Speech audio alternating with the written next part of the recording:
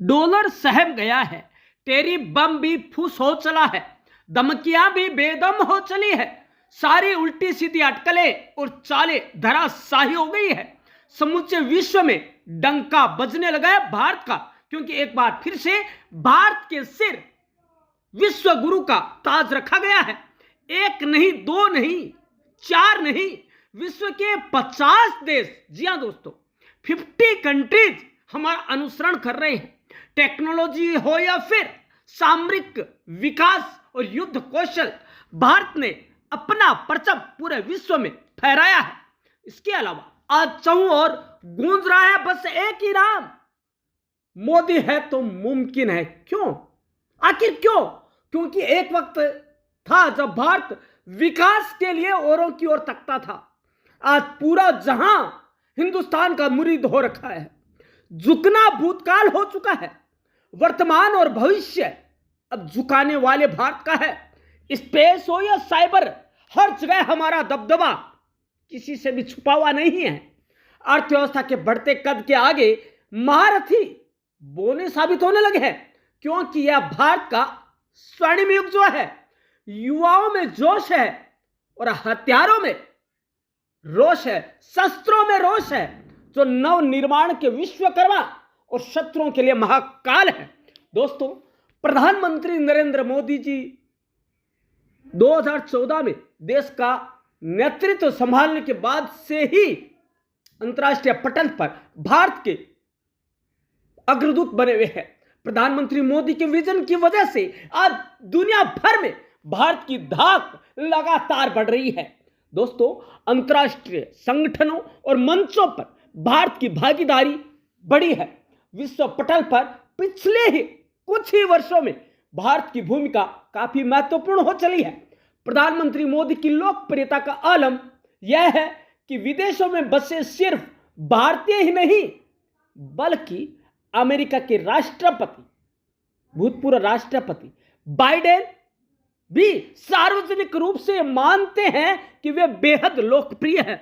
इसके अलावा दोस्तों, ट्रंप जो कि भारत पर टेरिफ बम फोड़ने की गलती कर चुका, वो भी ये कहता है कि मोदी बहुत अच्छा इंसान है, बहुत ही खूबसूरत इंसान है, लेकिन यदि किसी ने भारत की तरफ आंख उठाई तो वह महाकाल बन जाता है।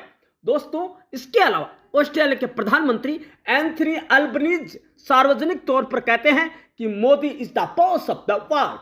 साफ है, प्रधानमंत्री मोदी के नेतृत्व में देश की साख वाकई में मजबूत हुई है। भारत के वैश्विक प्रभाव को लेकर वे रिसर्च के तहत यह साफ हो चुका है कि दुनिया के बाकी देशों के बीच भारत का दबदबा बाकायदा बढ़ा है।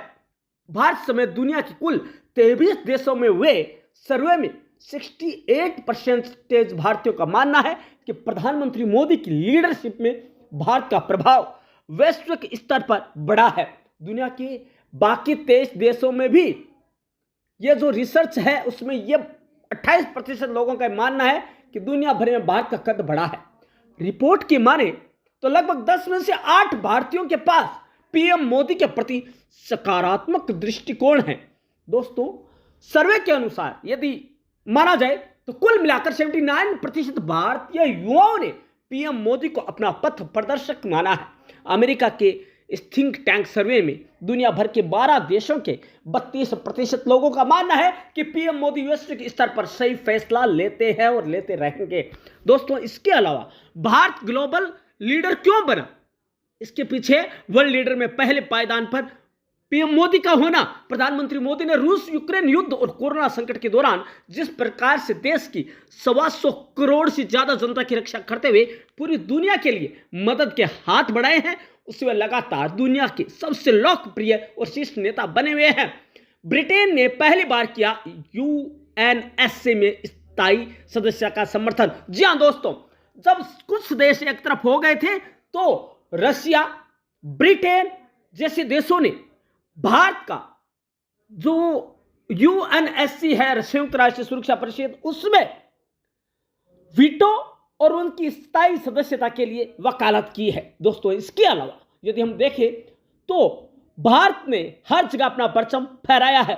दोस्तों ऐसा ही नहीं होता है, भारत विश्व गुरु नहीं बनता है। दोस्तों रूस यूक्रेन युद्ध को कुछ समय के लिए रोकने के लिए भी भारत ने पेशकश की। इसके अलावा युद्ध का मैदान हो, ऑपरेशन सिंदूर जैसा, या फिर रूस के साथ दोस्ती निभाने की बात हो, हमेशा भारत आगे रहा है। पूरे विश्व में वसुधैव कुटुंबकम के नारे को बुलंद करने वाला भारत आज पूरे विश्व के लिए महागुरु बन चुका है। तो दोस्तों आप क्या सोचते हैं, क्या वाकई में भारत आज झुकाने वाली शक्ति है या झुकने वाली शक्ति है? दोस्तों जवाब आपके होने चाहिए, कमेंट बॉक्स भी आपका है। धन्यवाद।